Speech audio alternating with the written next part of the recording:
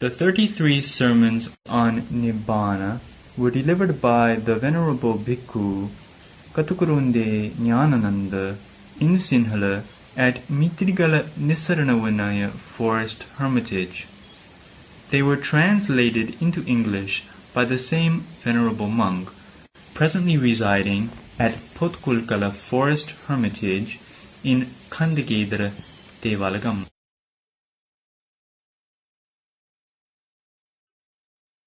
Namo tassa bhagavato arahato samma sambuddhassa. Namo tassa bhagavato arahato samma sambuddhassa. Namo tassa bhagavato arahato samma sambuddhassa. Etang santang etang panitang yadidang sabba sankhara samatho sabbopadi patinissaggo annakhayo virago nirodho nibbana.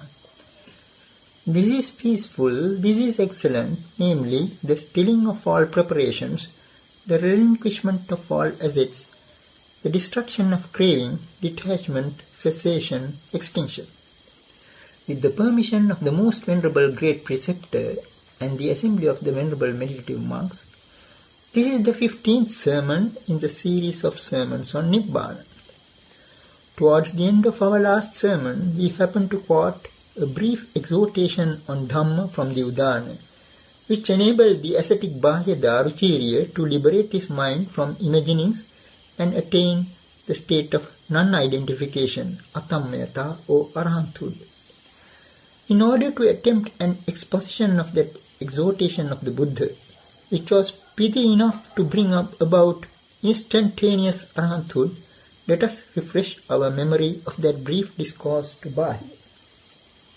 Tasmatihate bhaya evam sikhitabam ditthe dittamattang bhavisati sute sutamattang bhavisati mute mutamattang bhavisati viññāte viññātamattang bhavisati evam hi te bāhya sikhitabam yato kho te bāhya ditthe dittamattang bhavisati sute sutamattang bhavisati mute mutamattang bhavisati viññāte viññātamattang bhavisati tato tvang bāhyena tena yato tvang bāhyena tena tato tvang bāhyena tattha yato tvang bāhyena tattha tato tvang bāhya ne vidha na hurang na ubhayamantarena esevanto dukkhassa. Well then, Bahya, you had better train yourself thus. In the seen there will be just the seen. In the heard there will be just the heard. In the sensed there will be just the sensed.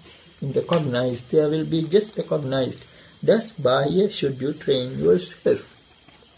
And when into you, Bahya, there will be in the seen just the seen, in the heard just the heard, in the sensed just the sensed, in the cognized just the cognized, then Bahya, you will not be by it. And when Bahya, you are not by it, then Bahya, you are not in it. And when Bahya, you are not in it, then Bahya, you are neither here, nor there, nor in between. This itself is the end of suffering. As a clue to an exegesis of this discourse, we made an attempt the other day to unravel the meaning of the two puzzling terms in the text, namely na tena and na tattha. These two terms are apparently unrelated to the context. To get at their significance, we brought up a quotation of two lines from the Jara Sutta of the Atthakavagga of the Sutta Nipata. Dhono nahi tena manyati yadidang tittha mutesuva. Dhona is a term for the Arahant in the sense that he has shaken off the dust of defilements. So then, these two lines imply that the Arahant does not imagine thereby, namely yadidam, in terms of whatever is seen, heard or sensed. These two lines are, as it were, a random exegesis of our riddle terms in the Bahya Sutta. The first line itself gives the clue to the rather elliptical term natena, which carries no verb with it. Our quotation makes it clear that the implication is manyana or imagining. Dhono nahi tena manyati. The Arahant does not imagine by it or thereby. Although the Bahya Sutta makes no mention of the word Manjana, this particular expression seems to suggest that what is implied here is a form of imagining.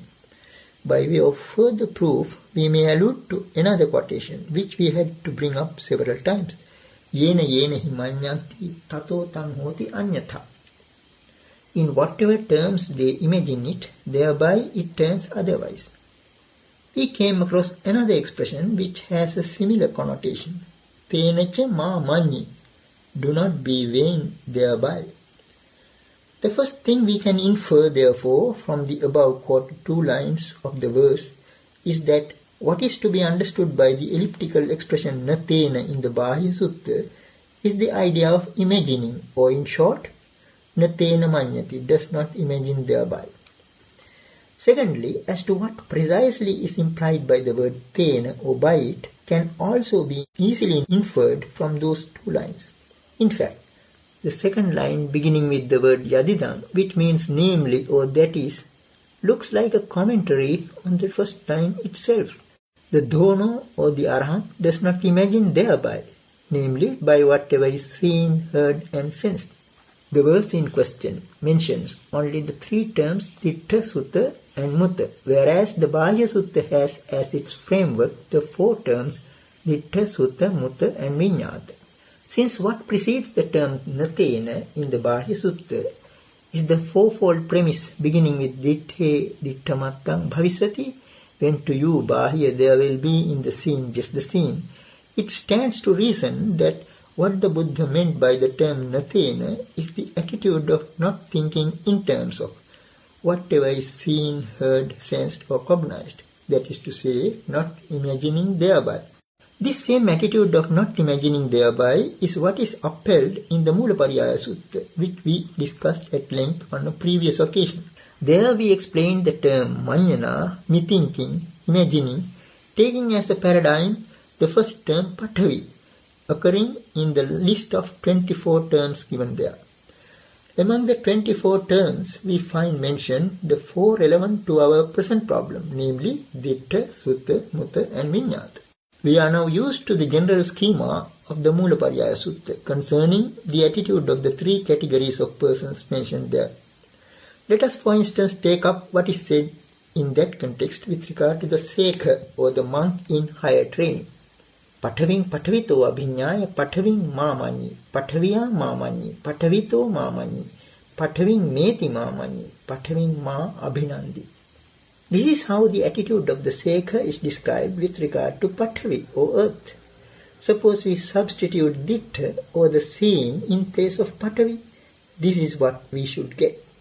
Ditthaṃ ditthato abhiññāya ditthaṃ māmañi, ditthaṃ māmañi, ditthato māmañi, ditthaṃ meti māmañi, ditthaṃ mā abhinandi. What the sekha has before him is a step of training, and this is how he has to train in respect of the 4 things, the seen, the heard, the sensed and the cognized. He should not imagine in terms of them.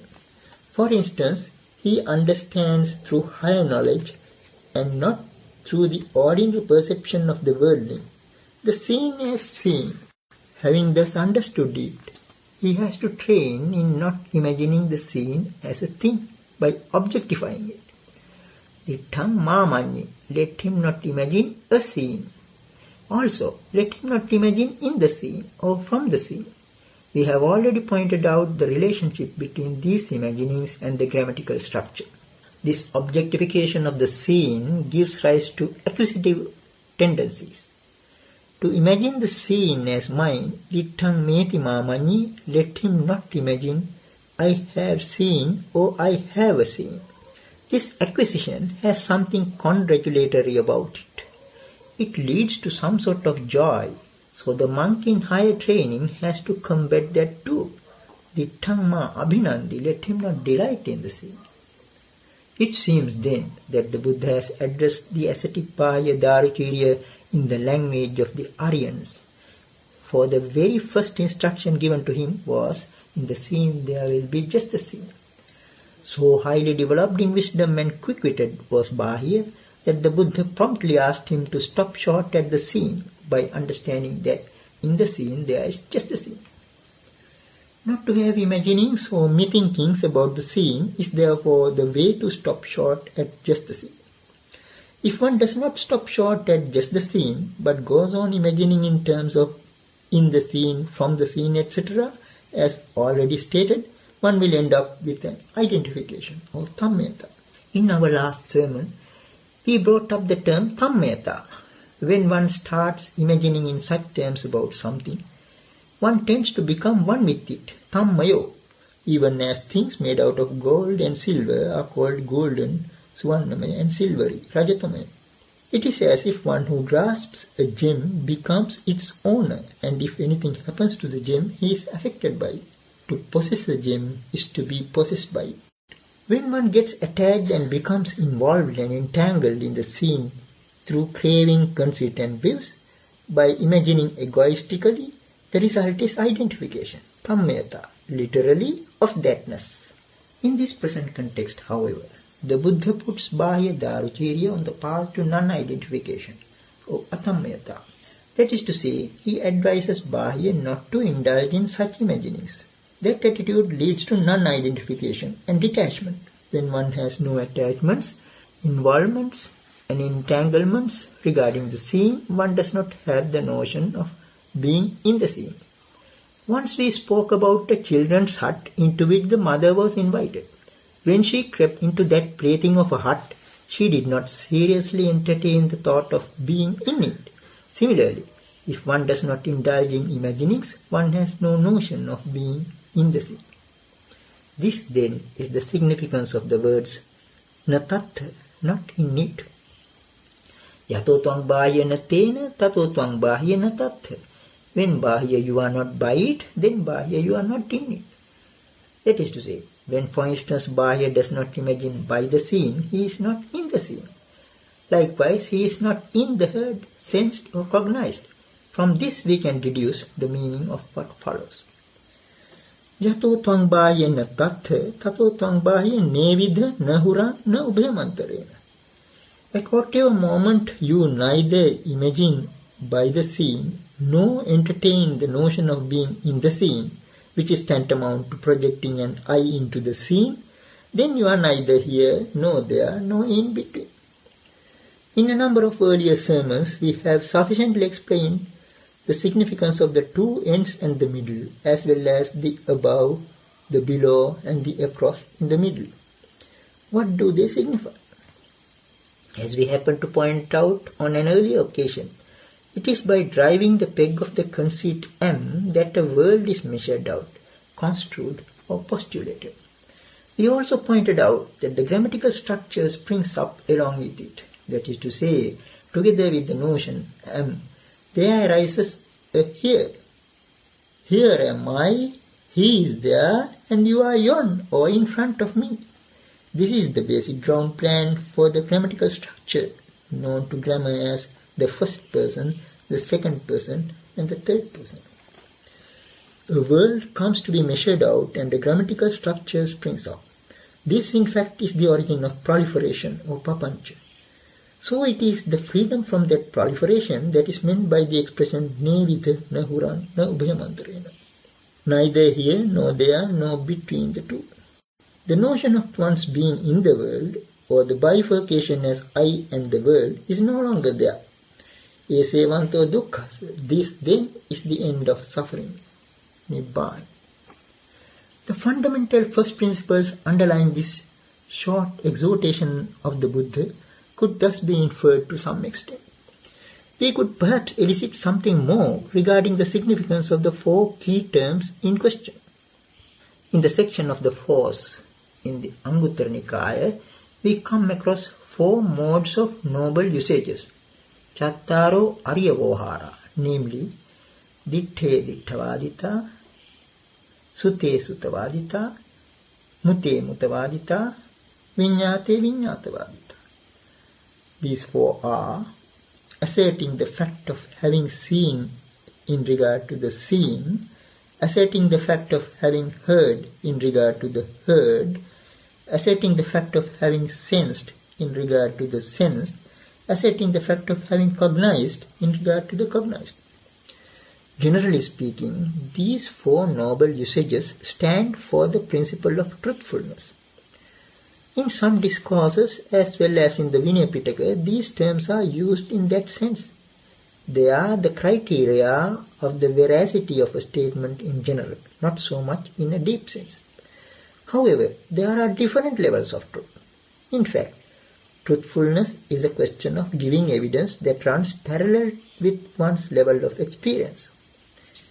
At higher levels of experience or realization, the evidence one gives also changes accordingly. The episode of Venerable Mahatissa Thera is a case in view. When he met a certain woman on his way who displayed her teeth in a wily giggle, he simply grasped the sign of her teeth. He did not totally refrain from grasping a sign, but took it as an illustration of his meditation subject. Later, when that woman's husband, searching for her, came up to him and asked whether he had seen a woman, he replied that all he saw was a skeleton. Now that is a certain level of experience.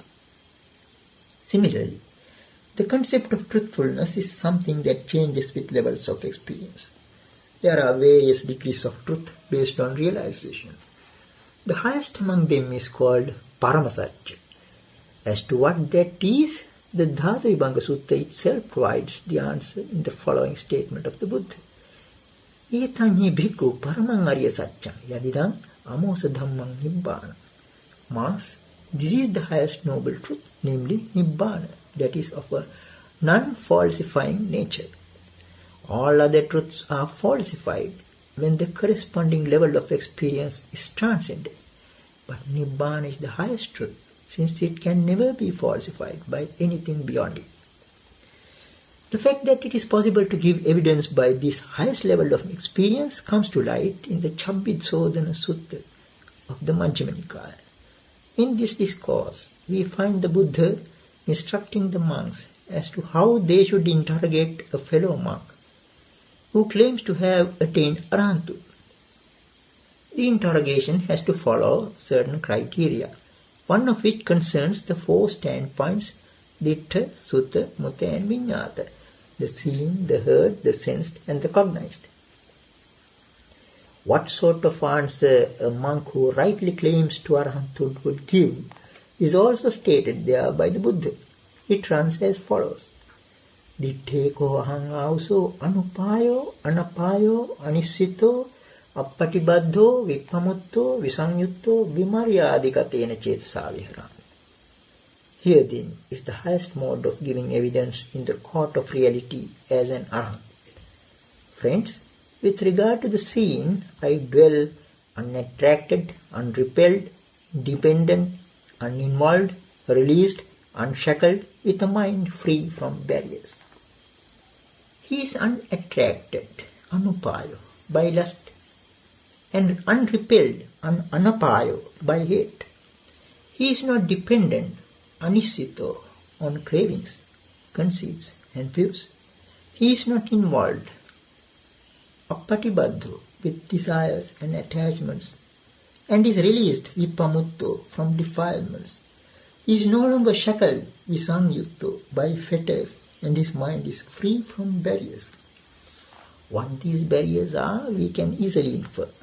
They are the bifurcations such as the internal and the external, ajjata bahiddha, which are so basic to what is called existence, bhava. Where there are barriers, there are also attachments, aversions and conflicts. Where there is a fence, there is defense and offense. So the Arahant dwells with the mind unpartitioned and barrierless, vimaryādikatena cetasa. To be able to make such a statement is the highest standard of giving evidence in regard to the Four Noble Usages.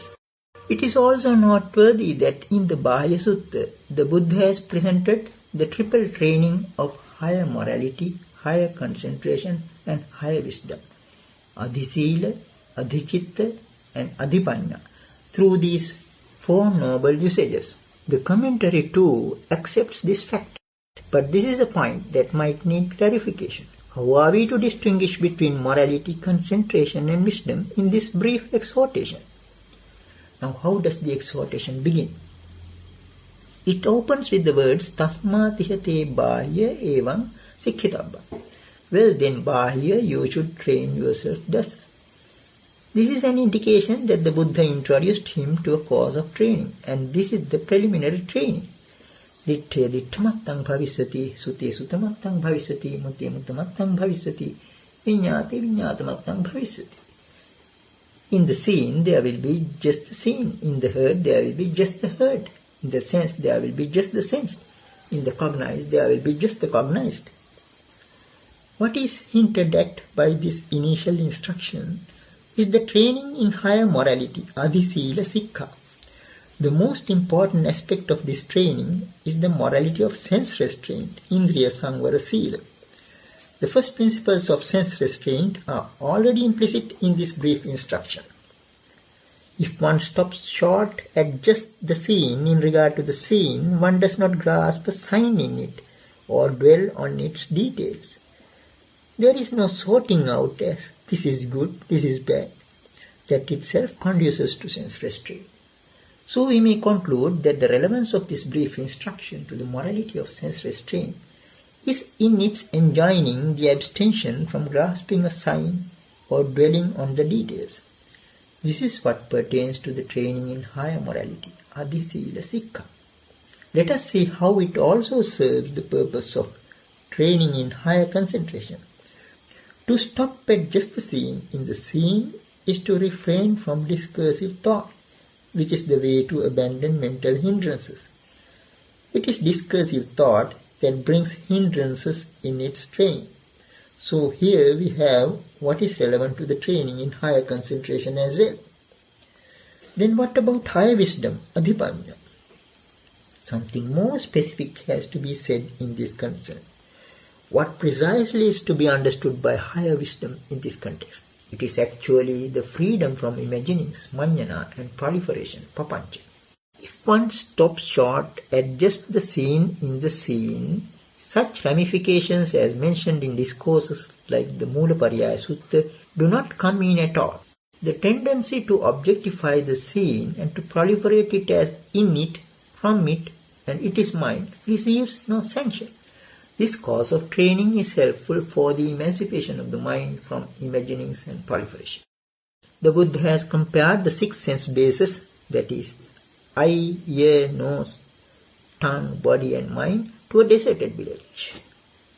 Sunya midang attenava attanyenava. This is void of a self or anything belonging to a self. All these sense bases are devoid of a self or anything belonging to a self. Therefore, they are comparable to a deserted village, a village from which all inhabitants have fled. The dictum, in the seen there will be just the seen, is an advice conducive to the attitude of regarding the 6 sense bases as a deserted village. This is what pertains to higher wisdom in the Buddha's exhortation. Papancha or prolific conceptualization is a process of transaction with whatever is seen, heard, sensed, etc. So here there is no process of such transaction. Also, when one trains oneself according to the instruction, in the seen there will be just the seen, in the heard there will be just the heard, in the sense there will be just the sensed, in the cognized there will be just the cognized, that identification implied by the term samyata will no longer be there. Egotism, the conceit am, and all what prompts conceptual proliferation will come to an end. This kind of training uproots the peg of the conceit am, thereby bringing about the cessation of prolific conceptualization, the cessation of becoming, the cessation of suffering. We can therefore conclude that the entire triple training is enshrined in this exhortation. What happens as a result of this training is indicated by the riddle-like terms na tena, na tatha, nevidha, na huram, na ubhayamantarena. When the wisdom of the ascetic Bahya Dharacharya had sufficiently matured by following the triple course of training, the Buddha gave the hint necessary for realization of that cessation of becoming, which is Nibbana, in the following words. Then Bahya you will not be by it, And when Bahya you are not by it, then Bahya you are not in it. And when Bahya you are not in it, then Bahya you are neither here, nor there, nor in between. This itself is the end of suffering. This sermon, therefore, is one that succinctly presents the quintessence of the Saddhamma. It is said that the mind of the ascetic Bahya Daruchirya was released from all influxes immediately on hearing this exhortation. Now let us come back to the sequence of events in the story as mentioned in the Udana. It was after the Buddha had already set out on his alms round that this sermon was almost wrung from him with much insistence. When it had proved its worth, the Buddha continued with his alms round. Just then, cow with a young calf gored the Arahant Bahya Daruchirya to death. While returning from his alms round with a group of monks, the Buddha saw the corpse of the Arahant Bahya. He asked those monks to take the dead body on a bed and cremate it. He even told them to build a cairn enshrining his relics, saying, "Monks, a co-celibate of yours has passed away." Those monks, having carried out the instructions, came back and reported to the Buddha. Then they raised the question, where has he gone after death? What is his after-death state? The Buddha replied, "Monks, Bahya Daruchirya was wise. He lived up to the norm of the Dhamma. He did not harass me with questions on Dhamma. Monks, Bahya Daruchirya has attained Parinibbana." In conclusion, the Buddha uttered the following verse of uplift.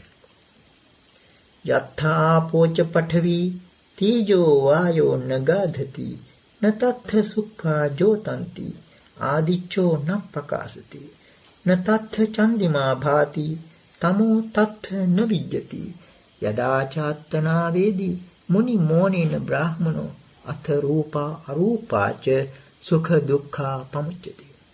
On the face of it, the verse seems to imply something like this. Where water, earth, fire and air do not find a footing, there the stars do not shine, and the sun spreads not its lustre. The moon does not appear resplendent there, and no darkness is to be found there. When the sage, the Brahmin with wisdom, understands by himself, then is he freed from form and formless, and from pleasure and pain as well. The commentary to the Udana, Paramatha Dipani, gives a strange interpretation to this verse. It interprets the verse as a description of the destination of the Arahant Bahya Daruchirya after he attained Parinibbana, the place he went to. Even the term Nibbana Gati is used in this connection, the place one goes to in attaining Parinibbana. That place, according to the commentary, is not easily understood by worldlings. Its characteristics are said to be the following. The four elements, earth, water, fire and air, are not there. No sun or moon or stars are there. The reason why the four elements are negated is supposed to be the fact that there is nothing that is compounded in the uncompounded Nibbana element into which the Arahant passes away.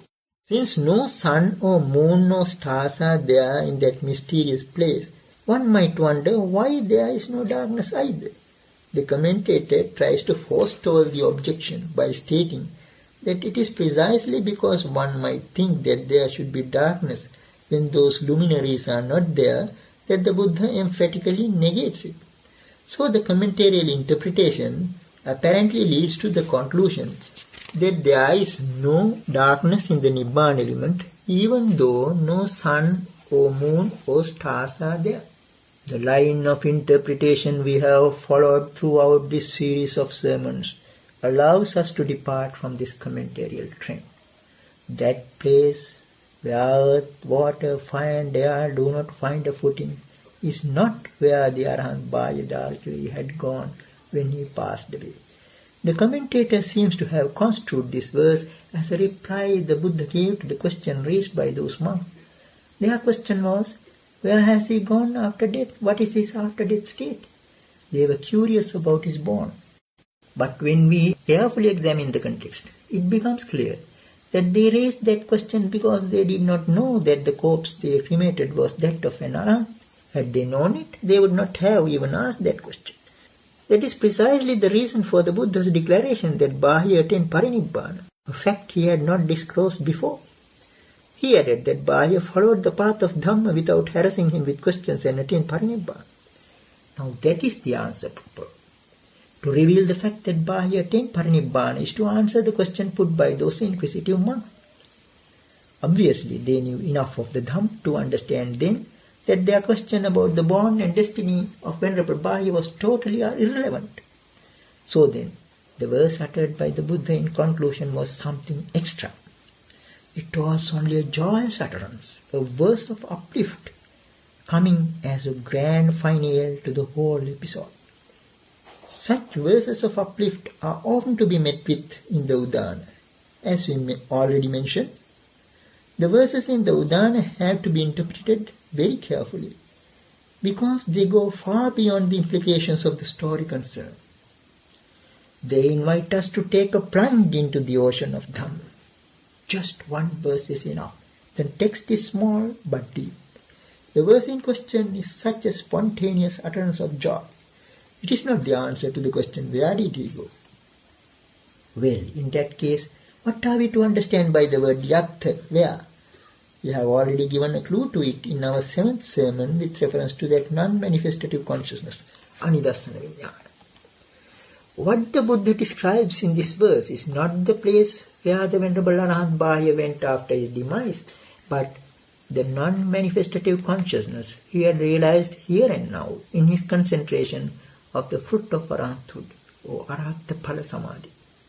Let us hark back to the 4 lines quoted in the Kevadha Sutta. Viññānaṁ anidassanam anantaṁ sabbato pabhaṁ etha āpoca paṭhavi tejo vāyo nagadhati. Consciousness which is non-manifestative, endless, lustrous on all sides. It is here that water and earth, fire and air no footing find. The first 2 lines of the verse in the Bahya Sutta, beginning with the correlative yatha, where find an answer in the last 2 lines quoted above from the Kevadha Sutta. What is referred to as it is here is obviously the non-manifestative consciousness mentioned in the first 2 lines. That problematic place indicated by the word yatha, where in the Bahya Sutta, is none other than this non-manifestative consciousness. We had occasion to explain at length in what sense earth, water, fire and air find no footing in that consciousness. The ghostly elements do not haunt that consciousness. That much is clear. But how are we to understand the enigmatic reference to the sun, the moon and the stars? It is said that the stars do not shine in that non-manifestative consciousness. The sun does not spread its luster, and the moon does not appear resplendent in it, nor is there any darkness. How are we to construe all this? Briefly stated, the Buddha's declaration amounts to the revelation that the sun, the moon and the stars fade away before the superior radiance of the non-manifestative consciousness, which is infinite and lustrous on all sides. How a lesser radiance fades away before a superior one, we have already explained with reference to the cinema in a number of earlier sermons. To sum up, the attention of the audience in a cinema is directed to the narrow beam of light falling on the screen. The audience, or the spectators, are seeing the scenes making up the film show with the help of that beam of light and the thick darkness around. This second factor is also very important. Scenes appear not simply because of the beam of light. The thickness of the darkness around is also instrumentally made. This fact is revealed when the cinema hall is fully lit up. If the cinema hall is suddenly illuminated, either by the opening of doors and windows or by some electrical device, the scenes falling on the screen fade away as if they were erased. The beam of light which was earlier there becomes dim before the superior light. The lesser luster is superseded by a greater luster. We might sometimes be found fault with for harping on this cinema simile on the ground that it impinges on the precept concerning abstinence from enjoying dramatic performances, song and music. But let us consider whether this cinema is something confined to a cinema hall. In the open-air theatre of the world before us, a similar phenomenon of supersedence is occurring. In the twilight glow of the evening, the twinkling stars enable us to faintly figure out the objects around us despite the growing darkness. Then the moon comes up. Now what happens to the twinkling little stars? They fade away, their luster being superseded by that of the moon. Then we begin to enjoy the charming scenes before us in the serene moonlit night. The night passes over. The daylight gleam of the sun comes up. What happens then? The soft radiance of the moon wanes before the majestic luster of the sun. The moon gets superseded and fades away. Full of confidence, we are now watching the multitude of technicolored scenes in this massive theatre of the world.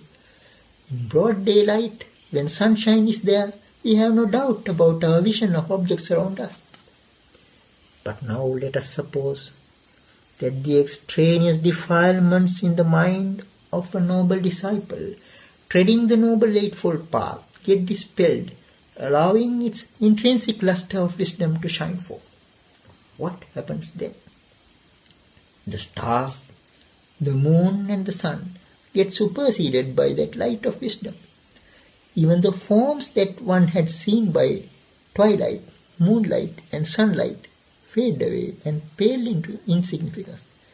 The umbra of form and the penumbra of the formless get fully erased.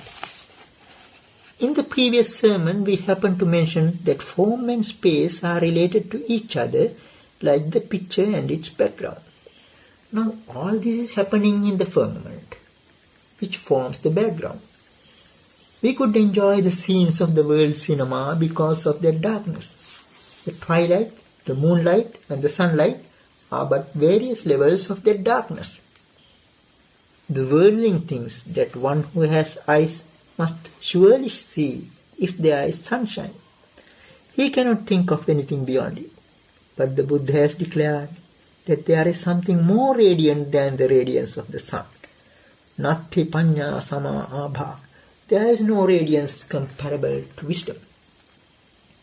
Let us hark back to a declaration by the Buddha we had already quoted in a previous sermon.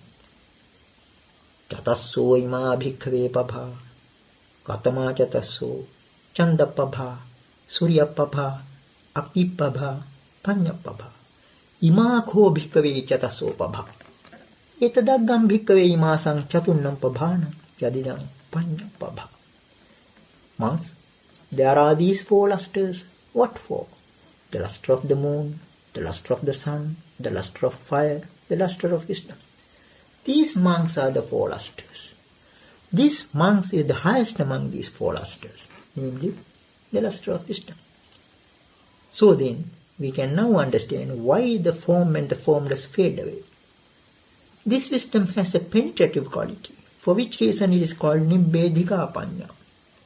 When one sees forms, one sees them together with their shadows. The fact that one sees shadows there is itself proof that darkness has not been fully displayed. If light comes from all directions, there is no shadow at all. If that light is of a penetrative nature, not even form will be manifest there. Now it is mainly due to what is called form and formless, rupa, arupa, that the worldling experiences pleasure and pain in a world that distinguishes between a pleasure and pain. Though we have departed from the commentarial path of exegesis, we are now in a position to interpret the cryptic verse in the Bhāja Sutta perhaps more meaningfully. Let us now recall the verse in question. Yatha apocha pathavi tejo vayo nagadhati natatha sukha jotanti adicho nappakasati natatha chandima bhati tamo tatha navidyati yada chattana vedi muni monina brahmana atharupa arupacha sukha dukkha pamuchyati. The verse can be fully explained along the lines of interpretation we have adopted. By way of further proof of the inadequacy of the commentarial explanation of the references to the sun, the moon and the stars in this verse, we may draw attention to the following points. According to the commentary, the verse is supposed to express that there are no sun, moon or stars in that mysterious place called Anupadisesa Nibbana Dhatu, which is incomprehensible to worldlings. We may, however, point out that the verbs used in the verse in this connection do not convey the sense that the sun, the moon and the stars are simply non-existent there. They have something more to say. For instance, with regard to the stars, it is said that there the stars do not shine. Natatta sukha jotanti. If in truth and fact the stars are not there, some other verb like nadisanti, are not seen, or navijjanti, do not exist, could have been used. With reference to the sun and the moon also, similar verbs could have been employed. But what we actually find here are verbs expressive of spreading light, shining or appearing beautiful. Natatta sukha jotanti, there the stars do not shine. Adityo nappakasati, the sun spreads not its luster. Natatta chandima bhati, the moon does not appear resplendent there. These are not mere prosaic statements. The verse in question is a joyous utterance, Udana Gatha, of extraordinary depth. There is nothing recondite about it. In our early assessment of the commentarial interpretation, we happen to lay special stress on the words even though. We are now going to explain the significance of that emphasis. For the commentary, the line Tamo Tattha Navijjati, no darkness is to be found there, is a big riddle. The sun, the moon and the stars are not there. Even though they are not there, presumably no darkness is to be found there. However, when we consider the law of superseding we have already mentioned, we are compelled to give a totally different interpretation. The sun, the moon and the stars are not manifest precisely because of the light of that non-manifestative consciousness. As it is lustrous on all sides, sabbato pabha, there is no darkness there, and luminaries like the stars, the sun and the moon do not shine there. This verse of uplift thus reveals a wealth of information relevant to our topic. Not only the exhortation to Bahya, but this verse also throws a flood of light on the subject of Nibbana. That extraordinary place which the commentary often identifies with the term Anupadisesa Nibbana Dhatu is this mind of ours. It is in order to indicate the luminosity of this mind that the Buddha used those peculiar expressions in this verse of uplift. What actually happens in the attainment to the fruit of Arahanthood? The worldling discerns the world around him with the help of 6 narrow beams of light, namely the 6 sense bases. When the superior luster of wisdom arises, those 6 sense bases go down. This cessation of the 6 sense bases could also be referred to as the cessation of name and form, Nama-rupa nirodha, or the cessation of consciousness, Vijnana nirodha. The cessation of the 6 sense bases does not mean that one does not see anything. What one sees then is voidness. It is an insight. He gives expression to it with the words Sunyo loko, void is the word. What it means is that all the sense objects which the worldling grasps as real and truly existing get penetrated through with wisdom and become non-manifest. If we are to add something more to this interpretation of the Bhaya Sutta by way of review, we may say that this discourse illustrates the 6 qualities of the Dhamm, namely Swakhato, well proclaimed, Sanditthiko, visible here and now, Akaliko, timeless, Ehipassiko, inviting to come and see, Opanaiko, leading onward, and Pacchattam Veditabbo Vinyohi, to be realized by the wise, each one by himself. These 6 qualities are wonderfully exemplified by this discourse. In a previous sermon, we had occasion to bring up a simile of a dewdrop dazzling in the morning sunshine. The task of seeing the spectrum of rainbow colors through a tiny dewdrop hanging from a creeper or leaf is one that calls for a high degree of mindfulness. Simply by standing or sitting with one's face towards the rising sun, one will not be able to catch a glimpse of the brilliant spectrum of rainbow colors through the dewdrop. It requires a particular viewpoint. Only when one focuses on that viewpoint can one see it. So it is with the spectrum of the 6 qualities of the Dhamma. Here too, the correct viewpoint is a must, and that is right view. Reflection on the meaning of deep discourses helps one to straighten up right view. Where right view is lacking, morality inclines towards dogmatic attachment to rituals. Silabbata Paramamsa. Concentration turns out to be wrong concentration, Miccha Samadhi. Like the one who sits facing the sun, one might be looking in the direction of the Dhamma, but right view is not something one inherits by merely going to the refuge of the Buddha.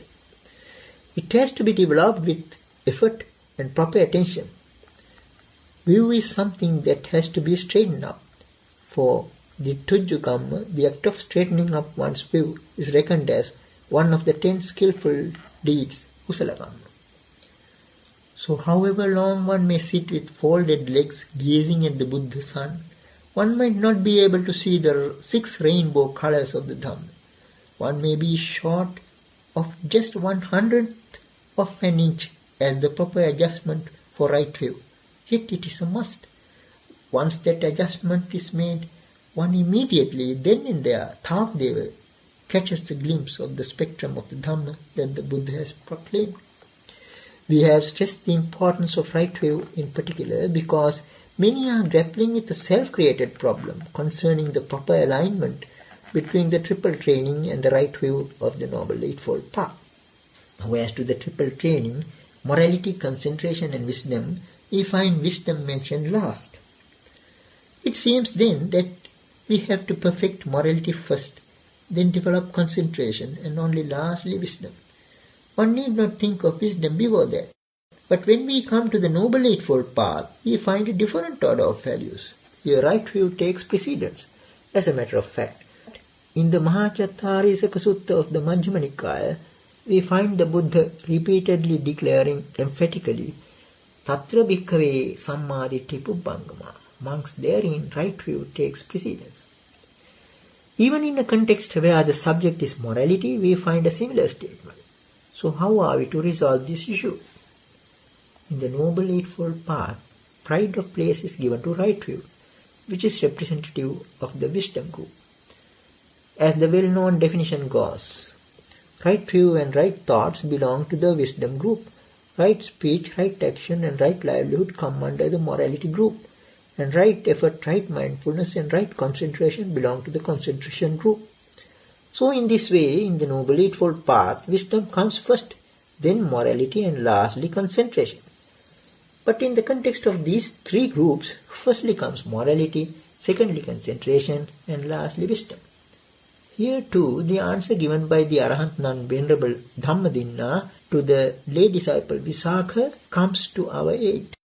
The lay disciple Visakha poses the following question to Venerable Dhammadinna. Ariyena nukho aye attangikena maggena tayo khanda sanghita udahu tihi khandehi ariyo attangiko maggo sanghito. Good lady, are the 3 groups, morality, concentration and wisdom, included by the Noble Eightfold Path, or is the Noble Eightfold Path included by the 3 groups? Even at that time, there may have been some who raised such questions. That is probably the reason for such a query. Then the Arahant Nun Dhammadinna answers, Nakho auso Visakha aryena thangikena maggena tayo khanda sanghita. Tihi ko auso Visakha khande aryo attangiko maggo sanghito. Friend Visakha, it is not that the threefold training is included by the Noble Eightfold Path, but the Noble Eightfold Path is included by the threefold training. Since this appears to be something of a tangle, let us try to illustrate the position with some other kind of tangle. Suppose someone is trying to climb up a long rope made up of 3 strands. As he climbs up, his fingertips might come now in contact with the first strand, now with the second, and now with the third. He is not worried about the order of the 3 strands so long as they are well knit. One can safely climb up, holding on to the 3 strands, only when they are firmly wound up into a sturdy rope. All these questions seem to have arisen due to an attitude of taking too seriously the numerical order of things. To the noble disciple climbing up the rope of the Noble Eightfold Path, there need not be any confusion between the numerical order of the triple training and that of the Noble Eightfold Path. But if someone taking the cue from the order of the triple training neglects right view or ignores its prime import, he might end up confused. All in all, we are now in a position to correctly assess the deep significance of the Bahya Sutta. Here we have the quintessence of the entire Saddham. We are not confronted with heaps of perceptual data, which we are told today are essential requisites for admission into the city of Nibbana. For the ordinary worldling, amassing a particular set of percepts or concepts seems a qualification for entering Nibbana. But what we have here is a way of liberating the mind even from latencies to percepts. Confer, Sanyana Anusanti, Madhupindika Sutta. Perceptions do not lie latent. There is no heaping up anew. What are called extraneous stains, agantuka upaklesa, are not confined to the well-known defilements in the world. They include all the rust and dust we have been collecting throughout this long samsara with the help of the influxes, asava. They include even the heap of percepts which the world calls knowledge. Even numerals are part of it. The Buddha has briefly expressed here the mode of practice for disabusing the mind from all such things. Therefore, there is no reason for underestimating the value of this discourse by calling it Vohara Desana, conventional teaching. This discourse in the Udana is one that is truly uplifting. It indeed deserves a paean of joy.